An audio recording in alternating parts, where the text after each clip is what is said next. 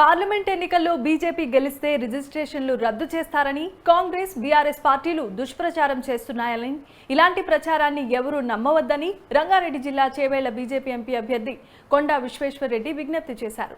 Khajaguda green grace అపార్ట్మెంట్లు, కొండాపూర్ శిల్ప IT పార్కుల్లో విశ్వేశ్వరరెడ్డి ఎన్నికల ప్రచారాన్ని నిర్వహించారు.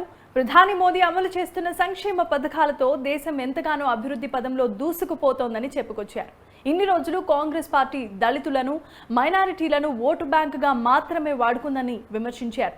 మత ప్రాతిపదికన రిజర్వేషన్లకు బీజేపీ వ్యతిరేకమని చెప్పిన కొండా అర్హులైన పేద మధ్యతరగతి ప్రజలందరికీ న్యాయంగా రిజర్వేషన్లు అందించాలని మోదీ ఆలోచిస్తున్నట్లుగా తెలిపారు.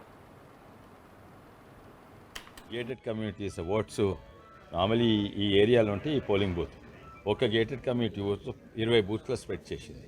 అదే కాక ఒక అపార్ట్మెంట్ ఉన్న తండ్రికో బూత్, తల్లికో బూత్, కొడుకుకో బూత్ ఇట్లా. అందువల్ల లాస్ట్ టైం కొన్ని జాగా 18% ఉండే, కానీ మేము జాగా ప్రయత్నం చేసిన ఒక బూత్లు వేయాలి.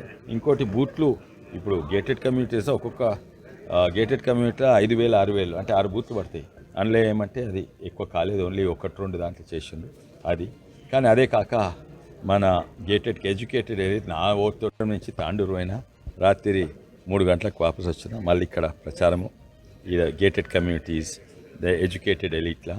మళ్ళీ ఇప్పుడు శంకర్పల్లి పోయి గంధీడ్ మంది అంటే రిమోట్ పార్ట్, గంధీడ్ నుంచి మళ్ళీ తాండూరు వస్తుంది. అక్కడ రాజాసింగ్ వస్తుంది, ఆడ పెద్ద బహిరంగ సభ ఉంటుంది. తర్వాత జాయినింగ్ ఉంటుంది, చాలా మంది జాయినింగ్ అంటారు. ఇప్పటి వరకు 60 సర్పంచ్ జాయిన్ అయినరు,